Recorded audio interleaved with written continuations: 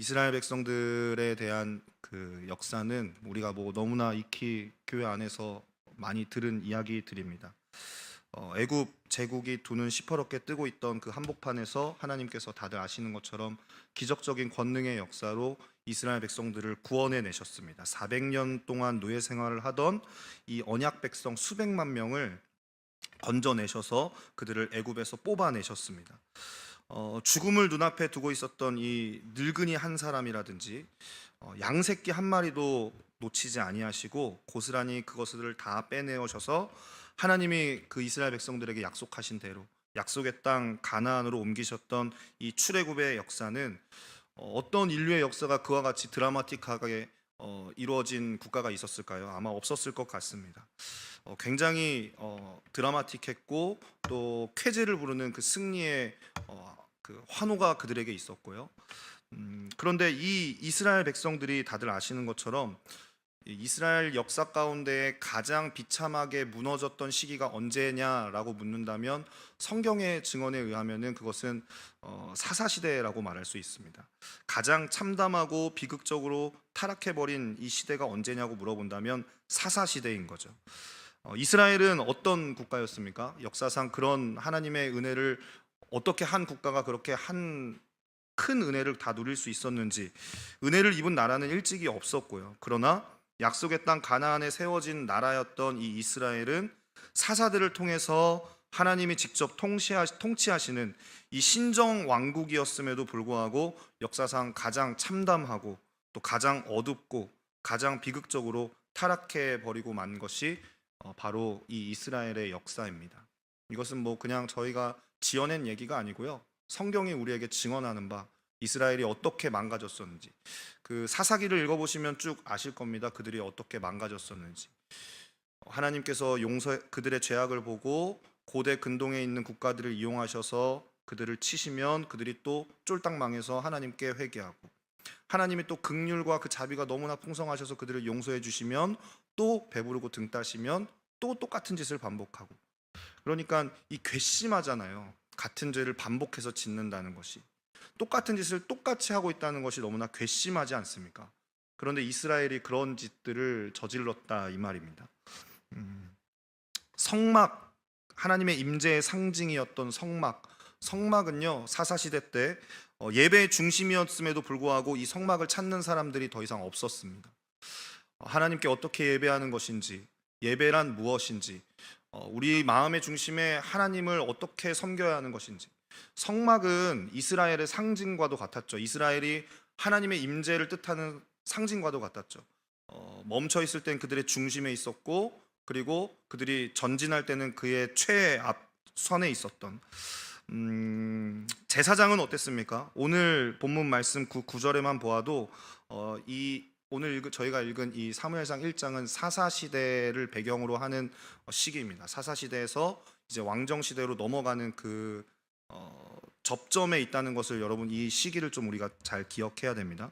제사장은 어떠했는고 하니 1장 9절에 보니까 이렇게 이야기합니다. 그들이 실로에서 먹고 마신 후에 한나가 일어나니 그때 제사장 엘리는 여호와의 전 문설주 곁 의자에 앉아 있었더라. 원래 제사장은 하나님 말씀 곁에 있어야 하는 사람입니다. 근데 그 곁에 있지 않다는 것 자체가 그 당시에 이 지도자였던 제사장이었던 엘리가 얼마나 하나님의 말씀과 상관없는 사람이었는지를 명확하게 성경을 통해 우리에게 보여주고 있는 것입니다. 그러니까 꺼져가는 촛불처럼 대제사장 아론의 후손의 명맥만 간신히 이어가고 있었던, 그러니까 타이틀은 있는 거죠. 내가 대제사장이야, 내가 제사장이야. 그런데 이 명맥만 간신히 이어가고 있었던 이 엘리라고 하는 이 제사장은 영적인 감각을 완전히 상실한 채 다만 여호와의 전 문설주 곁 의자에 앉아서 자리만 차지하고 있는 겁니다. 이 엘리 제사장의 가문도 마찬가지입니다. 사실 이 이스라엘이 타락하고 하나님 앞에서 범죄하여서 하나님의 신뢰를 완전히 까먹은 가장 암흑시기라고 말할 수 있는 이 사사시대에 이스라엘의 마지막 등불로 여겨졌던 이 엘리 가문인데도 불구하고 그렇잖아요. 제사장이 그 소망 아니겠습니까? 세상 가운데에 범죄가 넘쳐나고 이 세상 사람들이 타락했다 말하고 어떻게 청소년들이 요즘 그런 생각을 갖고 살아가는지 소망 없는 것은 사실은 먼 이야기가 아닙니다. 세상이 악한 것은 이상히 여길 필요가 없는 것이죠. 세상은 늘 악했잖아요. 하나님 떠난 인생이 당연히 악하게 살아가는 것이 이 말이 표현이 옳을지 모르겠지만 정상 아니겠습니까? 죄인된 인간들끼리 모여서 하는 짓거리들이 다 거기서 거길 거란 말입니다. 근데 문제는 이 시대가 악하다고 말하면서도 이 악한 시대를 향해서 소망을 이야기할 수 있는 교회가 교회답지 못한 것이 어쩌면 더 큰 일인 것이겠죠. 주님이 말씀하신 대로 소금이 맛을 잃어버리면 어떻게 하겠느냐.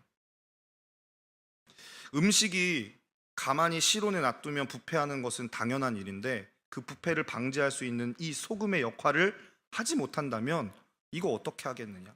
주님이 하신 말씀이었습니다. 아무튼 이 마지막 등불로 여겨졌던 엘리 가문도 형편없었습니다. 특히 그 두 아들 홈리와 비느하스, 가장 그 위기라고 말할 수 있는 그 끝자리에서 마지막 절망을 더하게 했던 인물 두 놈들입니다. 아주 실망이 엄청나게 큽니다.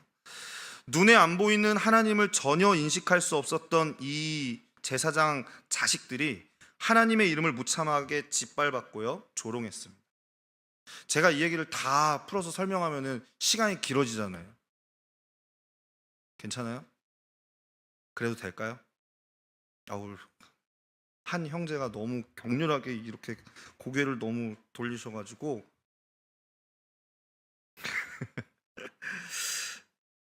사무엘상을 읽어보시면요, 엘리 가문이 어떻게 하나님 앞에서 제사장 역할을 감당했었는지 아주 잘 보실 수 있어요. 그러니까 성경을 꼭 읽어보시길 바랍니다. 할렐루야. 꼭 읽어보시길 바랍니다.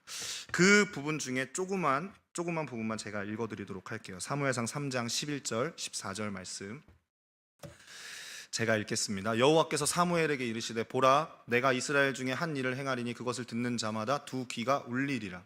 내가 엘리의 집에 대하여 말한 것을 처음부터 끝까지 그날에 그에게 다 이루리라. 내가 그의 집을 영원토록 심판하겠다고 그에게 말한 것은 그가 아는 죄악 때문이니 이는 그가 자기의 아들들이 저주를 자청하되 금하지 아니하였음이니라. 그러므로 내가 엘리의 집에 대하여 맹세하기를 엘리 집의 죄악은 제물로나 예물로나 영원히 속죄함을 받지 못하리라 하였노라 하셨더라. 한마디로 이거죠. 두 아들을 하나님보다 소중하게 여겼던 이 엘리는 자식들의 망령된 짓을 보고도 막지 않았습니다. 왜냐하면 하나님보다 제 자식들을 감싸기에 더 급급했었거든요.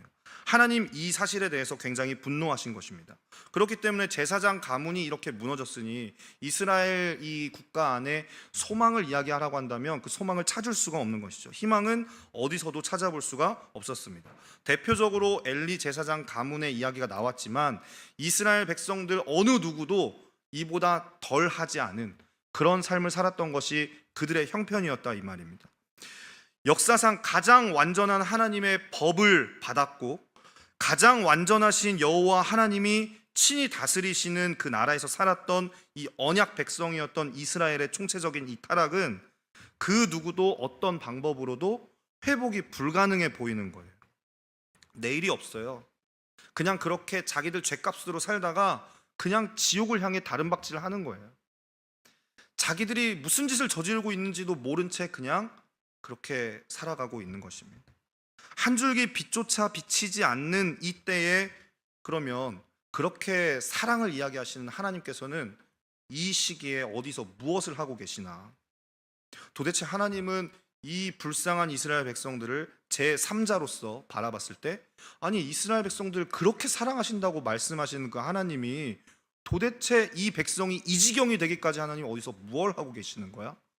아니 지금이라도 어떻게 극적으로 예전에 애굽에서 모세라고 하는 이 지도자를 보내셔서 그 백성들을 구원해 내셨듯이 그렇게 좀 해야 되는 거 아니야? 야 이거 하나님 뭐 하고 계시는 거야? 바쁘신가? 이런 생각이 드는 것이죠. 이 나라의 현실도 비관적입니다. 우리가 살아가고 있는 현대 사회도 마찬가지이지 않습니까?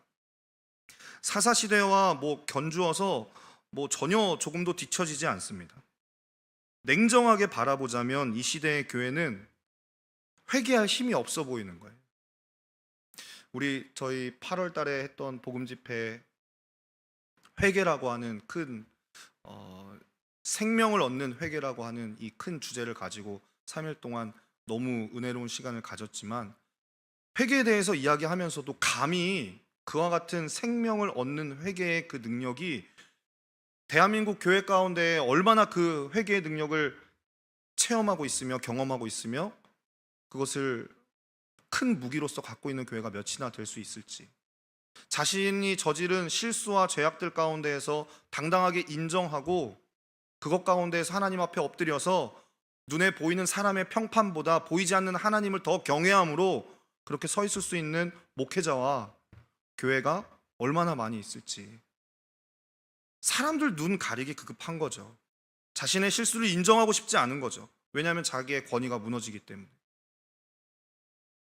지금도 마찬가지입니다. 기도할 힘이 없는 거예요. 기도도 프로그램화 되어버린 겁니다. 기도해야 되긴 하니까 간신히 시즌마다 특별 새벽 기도에 프로그램으로 돌려서 기도하게 하는 겁니다. 이게 무슨 기도라고 말할 수 있겠습니까? 1년에 2번 봄, 가을, 날 좋을 때, 선선할 때 날 잡아서 일주일씩 특별 새벽 기도회 하는 프로그램으로 돌리는 기도회가 어떻게 기도라고 말할 수 있겠습니까? 너무 기도를 안 하니까 그렇게 된 거예요.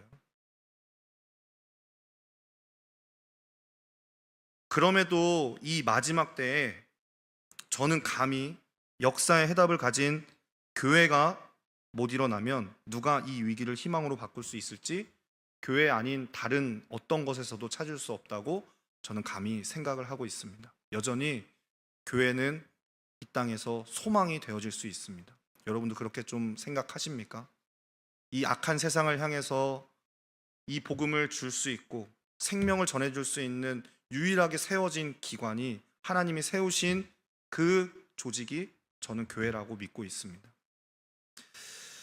시대가 이렇게 암울할 때 이제 끝났구나.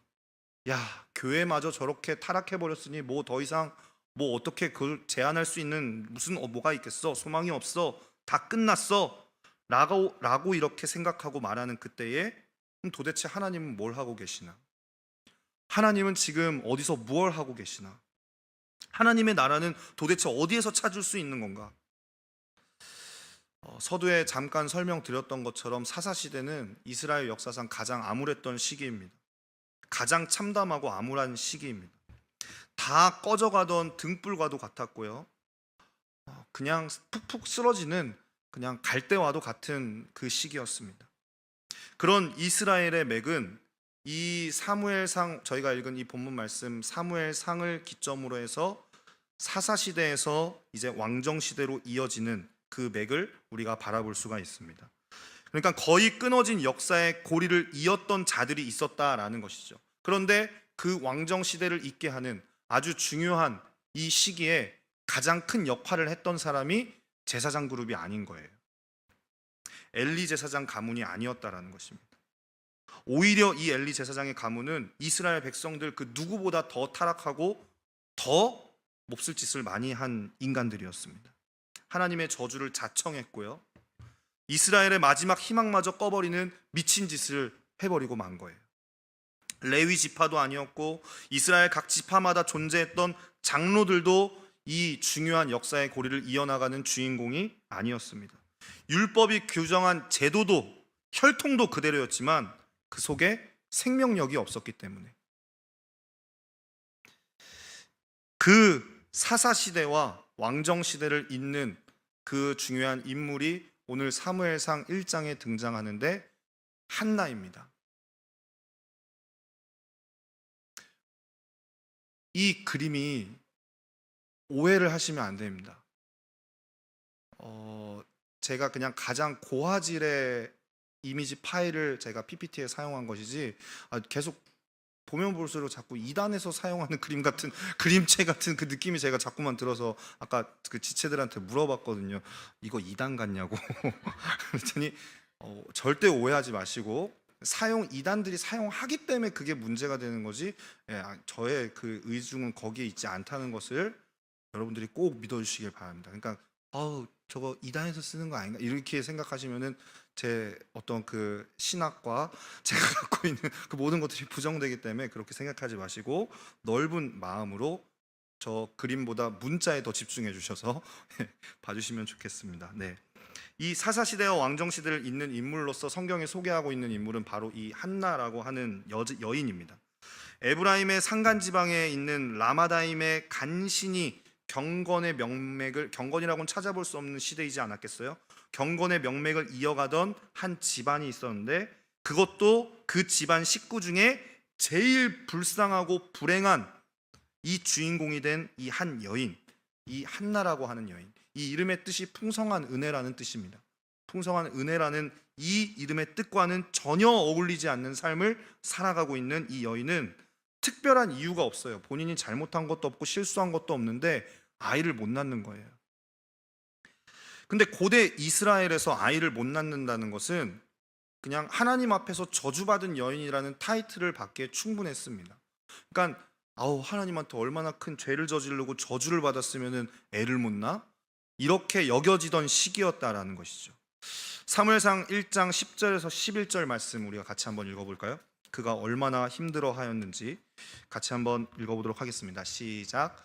한나가 마음이 괴로워서 여호와께 기도하고 통곡하며 서원하여 이르되, 만군의 여호와여, 만일 주의 여종의 고통을 돌보시고 나를 기억하사 주의 여종을 잊지 아니하시고 주의 여종에게 아들을 주시면 내가 그의 평생에 그를 여호와께 드리고 삭도를 그의 머리에 대지 아니하겠나이다. 아멘. 그러니까 다른 여인들은 기도하지 않아도 그냥 순풍순풍 잘 낳았단 말입니다. 근데 기도 안 해도 잘 낳는 아이를 이 한나만큼은 아무리 기도하고 부르짖어도 낳을 수가 없었던 거예요. 그래서 한나가 괴로운 마음으로 주님께 나아가서 흐느껴 울며 기도했습니다.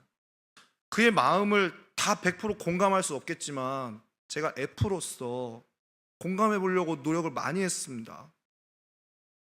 저는 남성이지만 공감을 해보려고 노력을 많이 했어요. 외로웠겠죠. 고통스러웠겠죠. 어느 누구한테 하소연할 수 있었겠습니까? 그럴 수 없었겠죠. 그리고 그것을 누가 도와줄 수도 있는 노릇이 아니었던 거죠. 근데 이 한나가 홀로 가련하게 그럼에도 불구하고 믿음을 지키고 있었던 것이죠. 생각해 보세요. 불의한 시대, 소망이 없던 이 역사의 한복판에서 어떻게 이런 신앙을 가진 이 여인이 존재할 수 있었을까요? 아무리 믿음의 사람이라고 해도 본성적으로 주님만 사랑하는 원래부터 영적인 사람이 여러분 존재할 수 있을까요? 없어요. 하나님으로부터 나지 않고서는 그러한 일은 불가능합니다. 지도자들이 전부 타락했습니다. 하나님의 임재가 가득했던 이 성막을 모두가 등지고 살고 있었던 이 사사시대 한복판에서 한나가 지니고 있던 이 신실한 믿음 역시 한나 개인에게 스스로에게 난 것이 아니고 그의 의지가 아니고 그것조차도 하나님으로부터 난 것임에 틀림이 없었어요. 그렇기 때문에 여러분, 인간의 모든 절망의 터 위에서 육적인 사람들은 끝났어요, 이거 소망이 없어요, 더 이상 뭐 기대할 게 없어요, 다 틀렸어요 라고 말할 때 교회인 우리는 이렇게 말해야 돼요. 아니요, 아니죠. 하나님은 하실 수 있으십니다. 세상이 타락했고 지도자들이 영적으로 타락했고, 아니요, 하나님은 반드시 회복하실 수 있습니다. 여러분은 한국교회의 가장 최전성 부흥기가 언제였다고 생각하십니까? 대답해 보세요. 한국교회의 우리 여기 아무래도 매번 얘기가 나오는 영광교회가 있으니까, 영광교회 최전성 부흥기가 언제였다고 생각하십니까? 최두영 형제가 고등학교 2학년 때 총무 시절 아니었던가요? 그때가 최전성 부흥기였습니까? 한국교회 최전성 부흥기가 언제라고 생각하세요? 90년대 기도원 많이 다녔을 때입니까? 교회가 많이 세워지고 전 세계에서 가장 큰 교회가 세워졌을 때가 최전성 부흥기라고 말할 수 있습니까? 경배와 찬양 시절에 찬양 한 번에, 찬양 인도자 손짓 한 번에 그냥 확 다 넘어가는 그 시기가 부흥기라고 할 수 있습니까? 저는 묵상을 하다 이런 결론을 내렸습니다. 한국교회의 부흥기는 아직 오지 않았다. 주님은 더 큰 부흥을 예비하시고 그 일들을 반드시 이루어내실 전능하신 하나님이라고 저는 믿고 있습니다. 오고 오는 세대 가운데에 주님이 반드시 그 일을 행하실 것이라는 믿음이 굳게 있습니다. 여러분들의 동의 얻으려고 하는 말 아닙니다. 제 믿음이 그렇다고요. 그래서 교회는 역사의 희망을 말할 수 있는 유일한 존재로서 주님이 두셨기 때문에 그러하고, 인간의 계산과 통념과 상식이 끝난 자리에서 하나님이 하실 수 있는 일을 믿는 믿음으로 우리가 겪고 있는 모든 절망을 이겨내고 어둠을 뚫어내는 하나님의 사람들이 바로 교회인 것이죠. 상황에 주저앉고 환경 때문에 넘어지고 갖고 있는 개인의 감정 때문에 치우쳐져서 하나님을 찾지 못하고, 이것이 어떻게 우리의 믿음일 수 있겠습니까? 성경이 말하고 있는 교회의 믿음은 그러한 것이 아닙니다. 이 한나는 원래 기도하던 여인이었습니다. 아니, 기도밖에 할 줄 몰랐습니다. 기도 없이는 못 사는 여인이었어요. 즐거울 때도 기도했을 이 한나가 오늘 본문에 등장하는 바로는 주님께 기도를 하고 있는데, 간절히 기도하고, 그리고 표현에 의하면 통곡하고, 그리고 결국 서원하고 있습니다. 왜 그런 거 하니? 이 기도의 여인인 한나라는 이 타이틀에 비해서 너무 초라하게도 응답이 안 되는 거예요. 기도의 여인이 기도하는데 응답이 안 된다? 그러면 어떤 일이 일어나는 줄 아세요? 이런 일이 100% 일어납니다. 세상의 조롱이 그 사람을 찾아와요. 기도의 여인이 기도하는데 응답이 안 되는 꼴을 보고 이 육적인 여자였던 분인나가 기도하는 영의 여인 한나를 조롱하고 공격합니다. 6절 7절 말씀 같이 한번 읽어보겠습니다. 함께 읽겠습니다. 시작. 여호와께서 그에게 임신하지 못하게 하심으로 그의 적수인 분인나가 그를 심히 격분하게 하여 괴롭게 하더라. 매년 한나가 여호와의 집에 올라갈 때마다 남편이 그같이 하매 분인나가 그를 격분시킴으로 그가 울고 먹지 아니하니. 그러니까 한마디로 이거예요. 야, 너 그렇게 기도하는데 네 하나님 뭐 하시냐? 야, 너 하나님 살아계시다며. 하나님 뭐 하셔? 교회 너네 하나님께 그 예배 잘 드리잖아. 헌금 갖다 바치고 예배 드리고 매 주일마다 봉사하고 하나님 살아계신다며. 근데 왜 이러냐? 꼴이 왜 그래? 야, 교회 기도하는 너네가 잘 살아야 되는 거 아니야? 여러분, 영적인 사람이 언제 가장 큰 낙심이 찾아오는지 아세요? 이때예요. 영의 사람에게 이 말처럼 듣기 힘든 조롱은 없을 거예요. 네 하나님 어디 있냐? 네가 그토록 신뢰한다고 말하는 그 하나님 어디 계시냐? 어디서 지금 뭐 하시냐? 한나는 자책했을 겁니다. 하나님 날 잊으셨나? 나 주님께 진심으로 기도하는데 왜 내 기도에 응답을 안 해주시지? 하나님 내 말을 듣지 않으시나? 아니, 내가 하나님께 나아갈 때 내가 뭐 죄를 지었나? 하나님 보시기에 내 모습이 좀 부끄러운 것이 있나? 하지만 그럼에도 불구하고 한나가 의지할 곳은 여전히 주님밖에 없는 거예요. 믿음으로 사는 건 좋지만, 신앙생활 잘 해야 되는 거 알지만, 복음 좋은 거죠. 너무 고맙고 놀랍지만 그거 어려운 거예요. 사람들이 그거 누가 알아줘요? 그렇게 헌신적으로 살면 누가 알아줘요? 너무 힘든 거예요. 그렇게 신앙생활 하다가 마음이 괴로워서 포기한 사람들을 왕왕 많이 봤습니다. 학창 시절에, 청년 시절에 주님께 은혜 받아서 마음에 뜨거움을 갖고 믿음으로 결단하고 그렇게 살지 않으리라, 나 주님과 함께 그렇게 살아가리라 믿음으로 결단하였지만 세상은 변하지 않았는데요. 그 안에서 여전히 속해서 살아야 하고, 거기서 하나님은 뭐 하시는 분이신지 도대체가 변하는 건 하나도 없는 것 같고, 여전히 세상의 공격은 똑같고, 야, 너 교회 다닌다며, 너 하나님 뭐 하셔? 네 형편 왜 똑같아? 아니, 교회 다니는 너네가 좀 잘 돼야 되는 거 아니야? 그렇게 열심히 기도하고 열심히 그렇게 사는데 네 하나님 어디 있어? 이런 공격을 들을 때마다 우리는 속상하죠.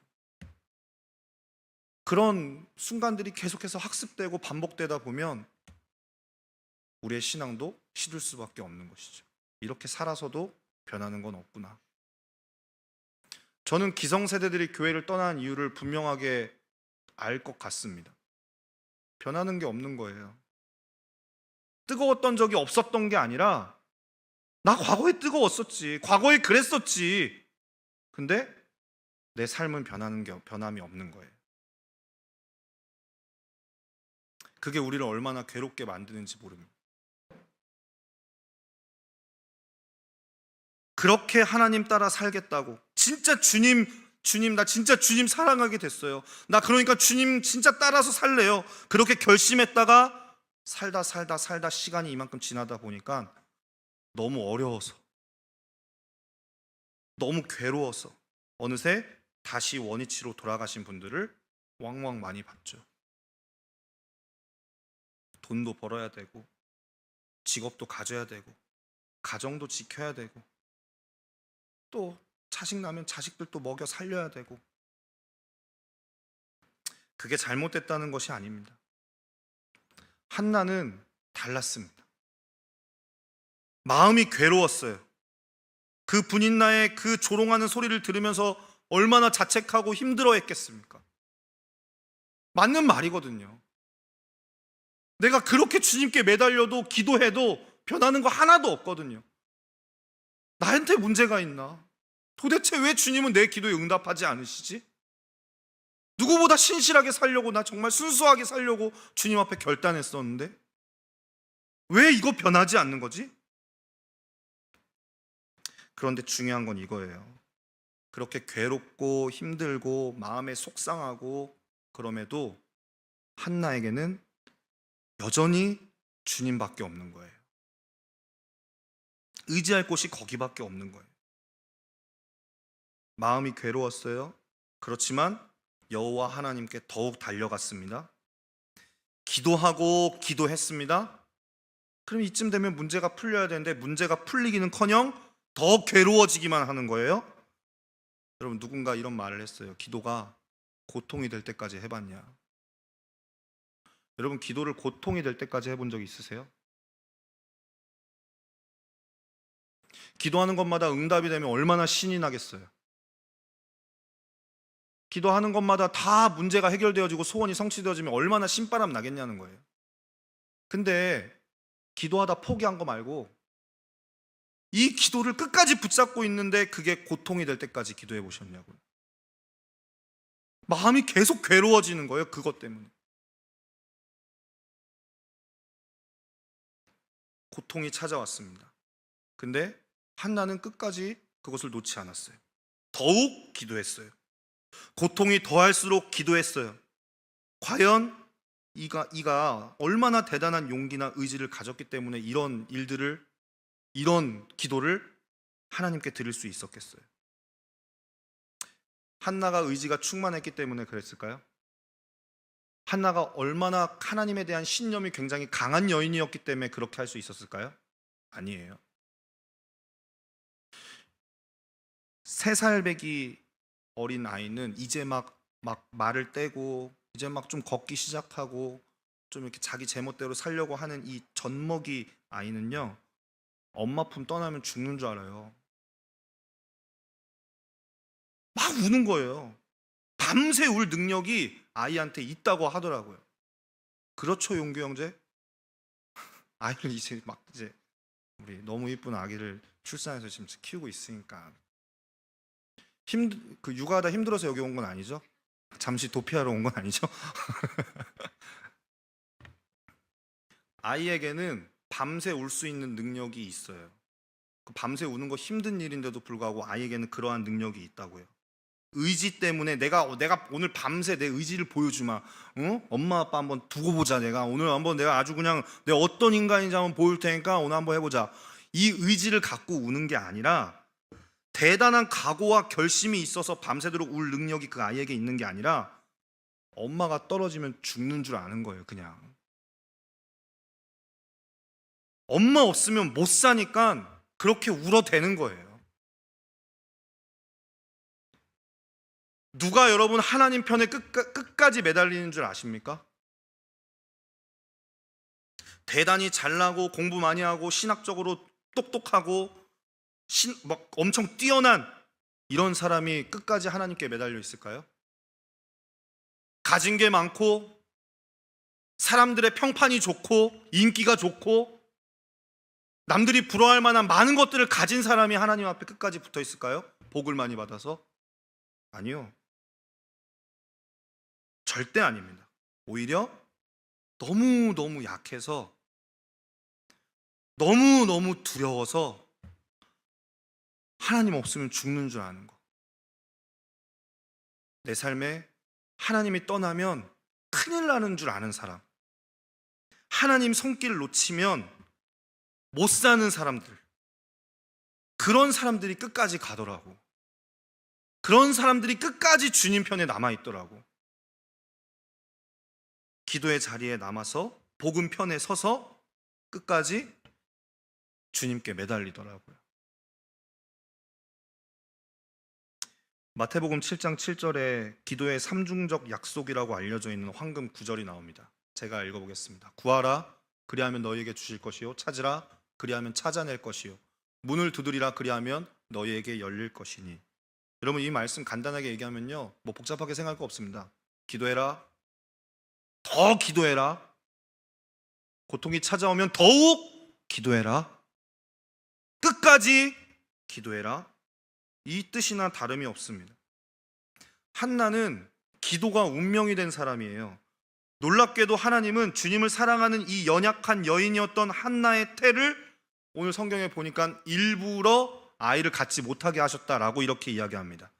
왜냐하면 하나님을 가장 사랑해서 이 매달리고 있는 이 딸에게 잔인할 정도로 아이를 안 주셨어요.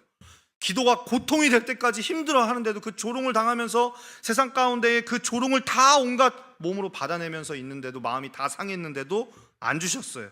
그러다 보니까 이 한나의 기도가 나중엔 통곡으로 바뀌어요. 그래도 안 주셨어요. 그런데도 한나는 주님밖에 없으니까 물러서지 않았어요. 자식 못 낳는 이 서름과 마음의 고통으로 기도하기 시작하던 이 한나가 그 또한도 고통이 더할수록 하나님의 가슴을 파고 들었다는 거죠. 고통이 될 때까지 기도하던 이 한나는 드디어 자신의 기도의 끝에 고통을 넘어서서, 한계를 넘어서서 하나님의 이름의 영광을 위해 아들을 주시면 종으로 바치겠습니다 하며 서원하기에 이르러요. 암울했던 사사시대, 잘난 남자들, 잘난 성직자들, 잘난 장로들 많았지만 하나님은 그들 거들떠도 보시지 않았습니다. 그 마음 중심으로 하나님만을 구하는 이 한 여인, 하나님밖에는 남은 것이 없었던 이 한 사람을, 한 여인을 주님이 찾아내신 거예요. 여러분, 누가 하나님이 찾으시는 사람이겠습니까?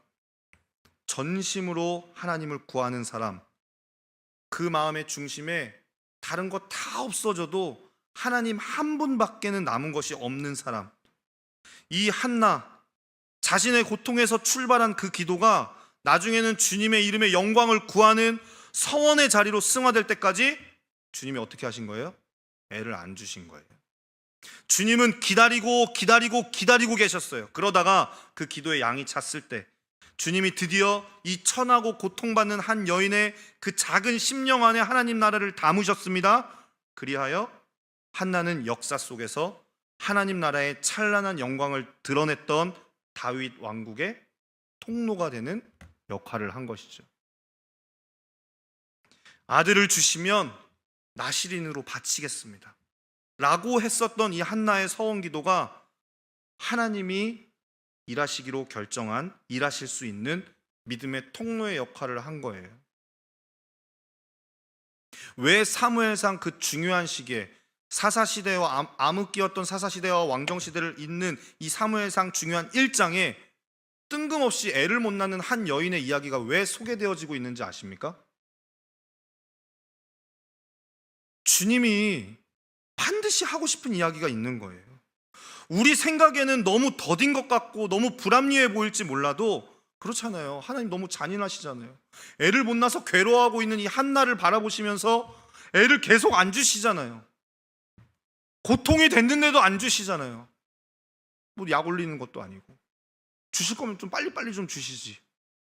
왜 그렇게 계속 시간을 끌고 뜸을 들이시냐 이 말이에요. 주님이 받아내시고자 하시는 게 있는 거예요. 주님이 이 역사의 중요한 이 시기 가운데에 주님이 요구하시는, 찾으시는 한 사람의 그 모습이 바로 이 한나의 모습에서 나타난 거예요. 주님, 하나님께서 우리에게 허락하여 주시는 이 너무나 놀라운 일들이 우리 생각에는 너무나 힘들어 보이죠. 불합리해 보이죠. 그런데 하나님은 그 사람 수준의 연민에 구애받지 않으셨습니다.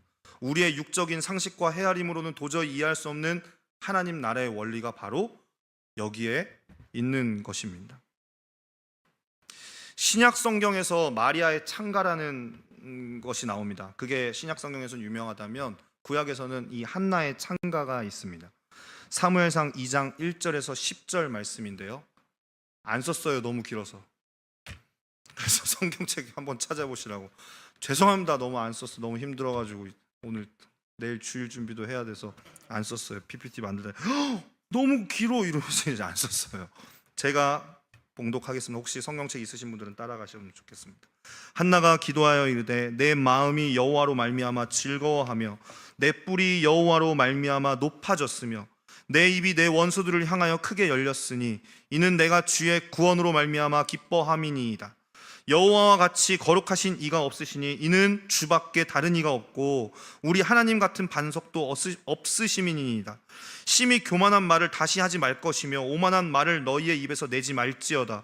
여호와는 지식의 하나님이시라 행동을 달아보시느니라. 용사의 활은 꺾이고 넘어진 자는 힘으로 띠를 띠도다. 풍족하던 자들은 양식을 위하여 품을 팔고 줄이던 자들은 다시 줄이지 아니하도다. 전에 임신하지 못하던 자는 7을 낳았고 많은 자녀를 둔 자는 쇠약하도다. 여호와는 죽이기도 하시고 살리기도 하시며 스올에 내리게도 하시고 거기에서 올리기도 하시는도다. 여호와는 가난하게도 하시고 부하게도 하시며 낮추기도 하시고 높이기도 하시는도다. 가난한 자를 진토에서 일으키시며 빈궁한 자를 거름더미에서 올리사 귀족들과 함께 앉게 하시며 영광의 자리를 차지하게 하시는도다. 땅의 기둥들은 여호와의 것이라. 여호와께서 세계를 그것들 위에 세우셨도다.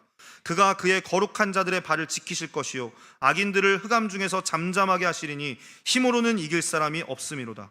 여호와를 대적하는 자는 산산이 깨어질 것이라. 하늘에서 우레로 그들을 치시리로다. 여호와께서 땅끝까지 심판을 내리시고 자기 왕에게 힘을 주시며 자기의 기름 부음을 받은 자의 뿔을 높이시리로다 하니라. 아멘. 사사시대에 타락했던 성직자들마저 타락하고 이스라엘 백성 전체가 하나님을 떠나버려서 암담하기 그지없던 그 시대에 천지의 창조주여 역사의 대주제이신 이 하나님의 복음이 예수 그리스도의 십자가의 승리로 완성되기도 전에 여러분 이 한나가 어떻게 이렇게 하나님에 대한 이해가 깊이 있을 수 있었을까요? 신학교를 다녔나요? 신학 공부를 열심히 한 여인이었나요? 어디서 이런 신앙의 지식을 배울 수 있었을까요? 주님 한 분밖에 남은 것이 없었기 때문에 주님과 함께 죽고 오직 내 안에 그리스도가 전부가 된 사람이었기 때문에 복음이면 충분한 생명이 되었기 때문에 그녀는 하나님이 완전한 창조주이시며 역사의 주관자이시며 내 삶의 주인 되심을 생명으로 깨달아 알 수 있었던 것입니다. 사사시대와 왕정시대를 잇는 통로로서 소개되어진 한나의 이야기, 유괴 여인 분인나의 공격을 받으면서 홀로 울고 있던 작은 여인 이 한나의 이야기, 한 맺힌, 애가 없어서 한이 맺힌 한 여인이 위로받는 이야기를 초월해서 사사시대와 왕정시대를 잇는 역사의 가장 중요한 시기에 하나님 나라의 중심 통로가 된 이야기였습니다.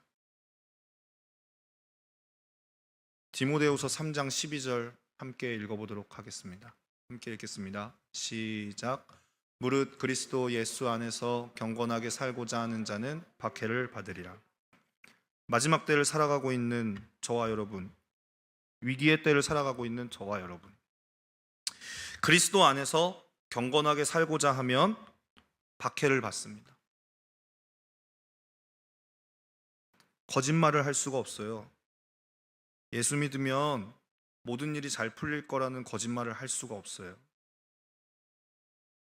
문제가 다 해결될 거라고 이야기할 수 없어요. 근데 저는 아까 제가 서두에 설교를 시작하기 전에 기도한 내용대로 모든 상황과 환경이 바뀌지 않아도요, 저는 고백할 수 있습니다. 하나님은 언제나 저에게 선하신 하나님이십니다. 그것은 진실입니다. 하늘에 속한 자로서 육에 속한 사람들 틈에서 살아간다는 것 자체가 고난일 수밖에 없죠. 당연히 고난일 수밖에 없죠. 그것은 이 마지막 때에 성교는 반드시 하나님의 그 섭리 안에 완성이 될 것이고, 하나님 나라가 이 땅에 임하고 주님은 결국 반드시 승리를 이루어내실 것입니다. 승리하실 것입니다. 그러면 과연 이때에 누가 이 역사의 통로가 될 수 있을까? 누구를 통해 하나님은 당신의 뜻을 이루어 가실까? 그것은 오늘 한나를 소개했던 것처럼, 주님, 제가 기도하겠습니다. 제가 기도하겠습니다. 선하신 주님, 인자하신 하나님, 사랑과 그 인자가 무궁하시며 풍성하신 주님, 제가 기도하겠습니다. 라고 주님 앞에 나아가서 이 길 말고는 다른 길 생각하지 아니하고, 이 길 외에 다른 길이 없는 사람, 고난의 신비 속에서 십자가의 결론을 붙잡고 환난이 오면 올수록, 고통이 찾아오면 찾아올수록, 무능함이 나를 주저앉히면 앉힐수록, 그러기에 나는 더욱 기도하리라. 기도해도 안 되네 이거. 이건 안 되는 거였나 보네. 이거 어차피 안 되는 거였네. 기도해도 바뀌지가 않네 하며 주님을 등지고 도망가는 자가 아니라, 다시 세상 가운데 속해서 눈에 보이는 것 쫓아 육에 속한 사람으로 돌아가는 자가 아니라, 고통이 찾아오면 찾아올수록 더욱 기도하리라 하며 주님 앞에 다가가는 그 한 사람, 전심으로 주님을 섬기는 바로 그 한 사람을 통해 주님은 당신의 뜻을 이루어 가신다는 겁니다. 여러분, 성경이 늘 주목했던 사람들을 가만 묵상해 보세요.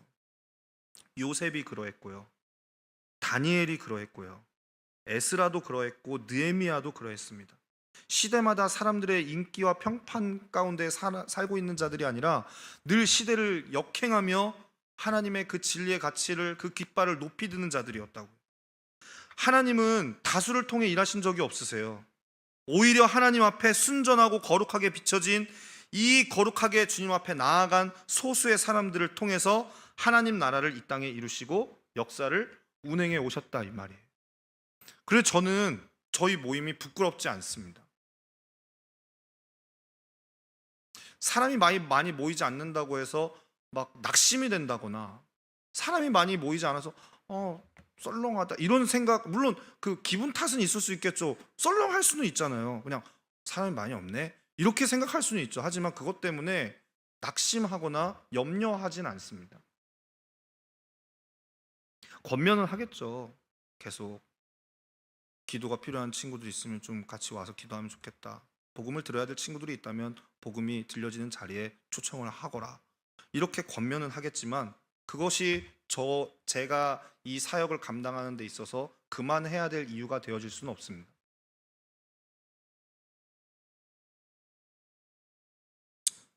하나님께서 하나님 나라를 이 땅 가운데 꽃피우고 확장해 가시는 그 방법들을 성경을 통해서 배우시기를 바랍니다. 풀은 마르고요, 꽃은 시들고, 한 세대는 지나가게 되어 있습니다. 유행, 어차피 그거 철지나면 끝나는 겁니다. 그러나 하나님의 나라는 영원한 것 아니겠습니까? 이 영원한 하나님 나라의 변함없는 진리에 운명을 건 이 하나님의 사람들은 오직 살아계신 하나님 한 분과 복음만을 전부로 삼고, 오늘 한나와 같이 나는 기도하겠습니다. 하나님, 제가 기도하겠습니다. 기도 가운데 응답이 되어지지 않고 내 마음이 괴로워질 때에도 그러기에 더욱 기도하겠습니다. 하나님, 복음이 실제되는 유일한 자리, 이 기도의 자리 말고 제가 나아갈 자리는 없습니다. 나는 기도하겠습니다 라는 결론을 붙잡을 수밖에 없는 것이죠. 이 사람들을 통해서 하나님의 나라는 이 땅에 이루어질 것이며 역사는 바뀔 수 있고요, 주님은 끝내 주님의 나라를 이 땅 가운데에 완성하실 겁니다. 여러분은 여러분 족적에 무엇을 남기시겠습니까? 여러분이 지나온 발걸음마다 무엇을 남길 것입니까? 이스라엘은 하나님의 위대한 역사로 출애굽을 경험하고 약속의 땅 가나안 땅을 정복했던 그 대단한 민족, 그 나라. 근데 그 놀라운 영웅적 세대가 딱 하나 실수를 범했어요. 지들 족적에 이상한 걸 남기고 다닌 거예요. 오고 오는 세대들에게 하나님을 경외한다거나 하나님을 어떻게 사랑해야 되는지에 대한 교육이 전혀 없었던 거예요. 한마디로 신앙교육 다 빼먹은 거예요.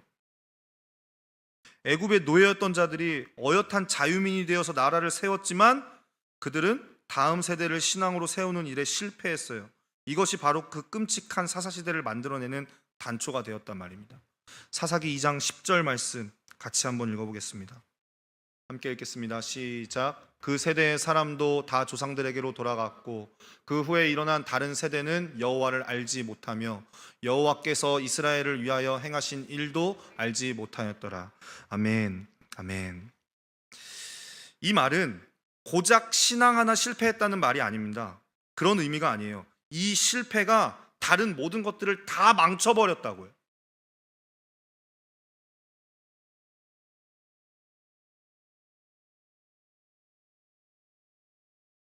제가 만나는 10대 또 20대 초반 친구들을 보면 한심하기 그지 없습니다. 불로소득이 대단한 것처럼 생각을 하고 있어요. 노동을 해서 돈 벌 생각을 전혀 하지 않아요. 일확천금을 어떻게 하면 얻을 수 있을까만 고민하고 살아가지, 노동을 하고 꿈을 갖고 살아가는 10대, 20대 젊은 청년들이 없어요. 여러분 만나보셨어요? 요즘 PC방에 가면 어떤 풍경이 있는지 아십니까? 고등학생들 3, 4명이서 용돈을 걷어가지고 도박을 하고 있어요. 한 번 먹으면 용돈이 2배가 된다 이거예요. 그것 때문에 빚을 집니다. 고등학생이 사채를 끌어다 써요. 갚을 능력이 당연히 없으니까 도망다니다가 잡히면 뒤지게 맞는 거고, 그 일생활을 반복하다 자신의 목숨값까지 바치고 마는 것이 요즘 세대들이라고요. 여러분 이게 뭔 얘기인 것 같아요? 그냥 지나가면서 지나가면서 보게 되어지는 교복 입은 학생들 10명 중에 반 이상이 그렇게 산다고요, 여러분. 예전에는 너 장래희망이 뭐야? 그러면 저 아직 없어요 이러면은 그게 걱정이었잖아요. 왜 꿈이 없어? 야, 꿈을 빨리 가져야지. 목표가 있어야 좀 열심히 노력도 하고 그러지. 예전엔 그냥 그렇게 단순하게 큰일 났네, 이거 꿈 빨리 가져야 되는데, 장래희망 가져야 되는데, 이렇게 생각했는데 아니에요. 지금 생각해보면 그거보다 훨씬 더 큰 문제가 있었던 거예요. 왜 꿈이 없을 수밖에 없었는지, 이들을 사로잡고 있는 도대체 그게 무엇인지를 우리가 발견하지 못했던 것이지, 지금 저는 감히 얘기하는 게 지금 젊은 사람들은 일을 하려고 하지 않아요. 쉽게 돈 벌기를 바라죠. 핸드폰 클릭 한 번이면은 100만 원, 200만 원이 왔다 갔다 하는 세상에서 살아가고 있는데 누가 일을 해서 돈을 벌려고 합니까? 여러분이 너무나 순수하게 자라셔가지고 그 세계를 모르시는 거죠. 깜짝 놀랐습니다. 깜짝 놀랐어. 여러분 근데 이게 교회 안 다니는 친구들의 이야기일까요?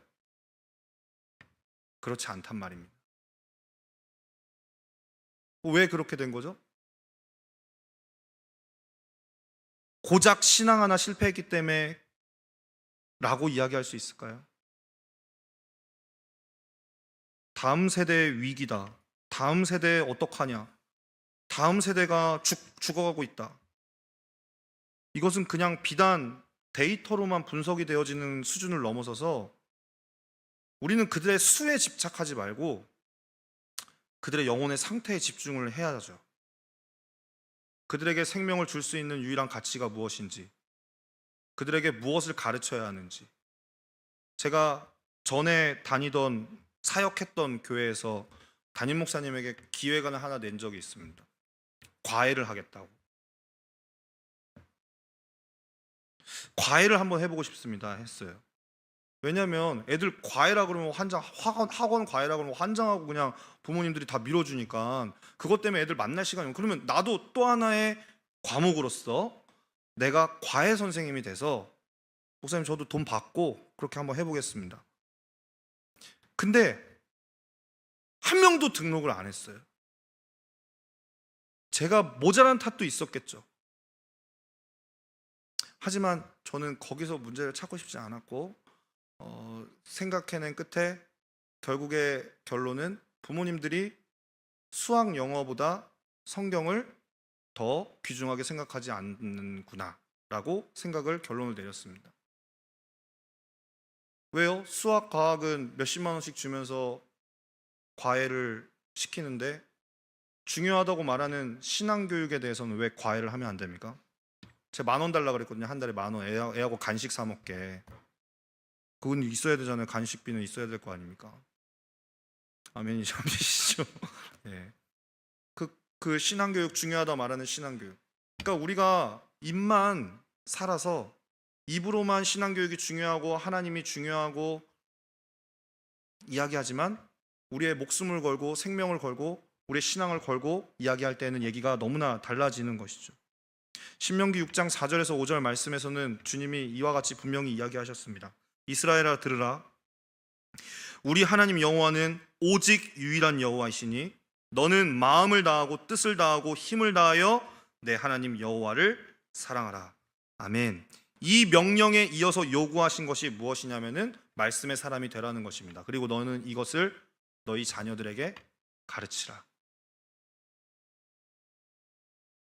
여러분들은 여러분들의 족적에 무엇을 남기시겠습니까?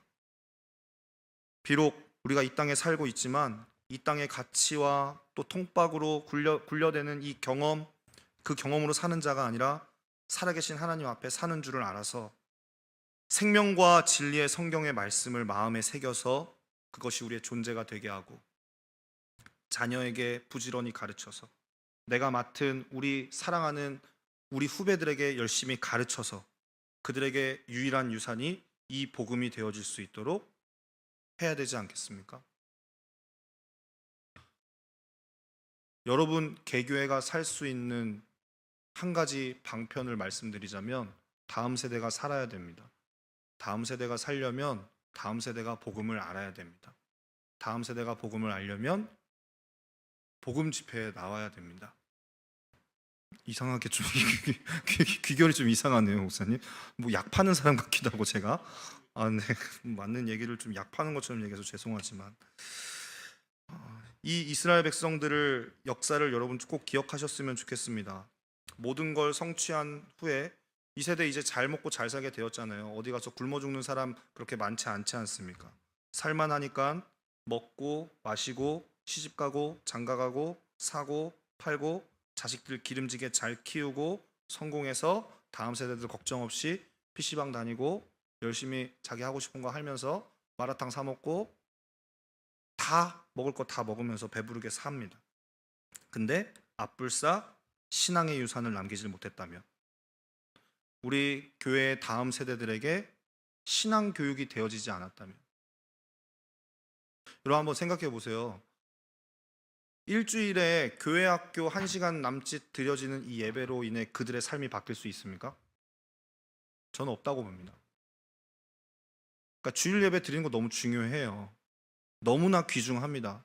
여러분 여기에 교사 선생님들이 많으니까 제가 하는 건데 너무 중요해요. 주일날 예배 와서 전도사님 목사님 말씀 듣고 그 말씀대로 살 수 있도록 지도하는 거 너무나 중요합니다. 근데 월요일부터 토요일까지 학교와 학원과 친구들 사이에서 파묻혀 살던 한 인생이 주일날 9시부터 10시까지 드려지는 1시간의 예배로 인해 그 삶이 바뀐다? 그건 정말 진짜 가장 어마어마한 하나님의 개입이 있어야만 하는 이야기인 거예요. 우리가 무엇을 해야 될지는 방법론적인 부분은 제가 여기서 설명을 드릴 수가 없습니다. 왜냐하면 각 개교회가 다 형편이 다르고 다 처해 있는 상황이 다르기 때문에. 하지만 이 문제의식을 갖고 우리가 다음 세대들을 살펴봐야 되고 우리 교회 후배들을 바라봐야 된다고요. 여러분들은 후배들에게 뭘 남기시겠습니까? 뭘 주시겠어요? 그들이 뭘 알아야 살 수 있다고 생각하시겠습니까?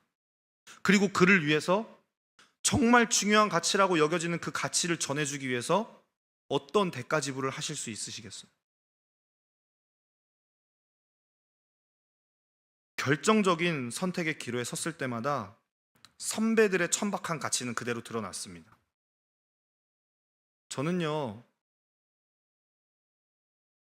뭐 그래요. 요즘 깨어있는 교회들은 교회 안에 PC방을 만들어 놔가지고 아이들이 와서 컴퓨터 게임을 열심히 즐기다가 돌아갈 수 있도록, 평일에도 몇 시부터 몇 시까지 오픈을 해서 아이들이 PC방에, 어쨌든 교회니까 와가지고 열심히 게임하다 가면, 그러다 보면 하나님 만난다. 그럴 수 있죠.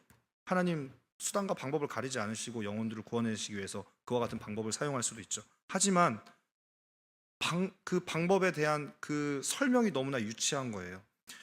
사람의 마음문을 열 수 있는 것은 플레이스테이션이 아니죠. 사람의 마음을 열 수 있는 것은 주님밖에 없어요. 그 마음의 중심을 두드릴 수 있는 것은 내가 누구를 변화시킵니까? 내가 그에게 진심으로 잘해주면 그가 나를 통해서 교회에 잘 나올 수 있을 거라는 생각을 하시는 건가요? 그렇지도 않아요. 그래서 저는 오히려 너무 깊은 관계를 맺어서 그가 나 때문에 교회 다니게 하지 마세요. 그러면 나 때문에 또 실망하고 교회를 안 나올 수도 있잖아요. 그가 철저히 주님을 의지할 수 있도록 길잡이가 돼야지 왜 그가 나를 의지하게 합니까? 그러면 안 돼요. 그거는 결국에는 다 잘못된 길로 돌아가는 허튼 수작과 같은 일들이었어요. 그렇게 돼서는 안 됩니다. 신앙의 유산을 남기는 것, 이것이 이스라엘 역사 속에서 드러난 뼈아픈 실패였습니다. 한국교회도 마찬가지입니다. 역사의 드문 부흥을 경험했던 한국교회도 오랜 세월이 지나지 않았음에도 불구하고 타락한 이스라엘의 역사의 전철을 고스란히 밟고 있는 것처럼 제 눈에는 비쳐 보입니다. 우리 부모님 세대들, 저희 돌아가신 할머니 세대 때에는 다 예배당 잘 짓고 예수천국 불신지옥 하면서 이 단순한 멘트에도, 단순한 이 슬로건에도 사람들이 모여들었던 그 시절, 신학교 세우고 1970년대 80년대 한강의 기적이라고 말하는 이 경제 성장을 이루어냈고 교회와 함께 그것이 성장했죠. 근데 과연 우리 다음 세대는 이대로도, 정말 이대로 하나님 만나도 괜찮을지, 우리가 이만큼 준비해 놨으니까 이제 너희에게 이 신앙을 물려줄게 라고 당당하게 이야기할 수 있는지, 그러면 된 것인지, 이것은 한 번 더 고민해봐야 될 문제라는 것입니다. 우리 같이 좀 기도하도록 하겠습니다.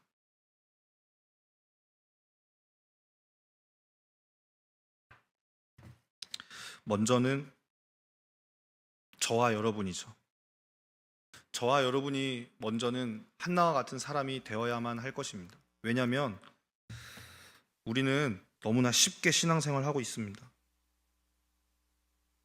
일주일에 한 번, 많으면 두세 번 교회에 나아가서 기도하는 것으로, 또 예배 드리고, 예배 드린다라고도 말할 수 없겠죠. 예배를 보고 봉사를 하고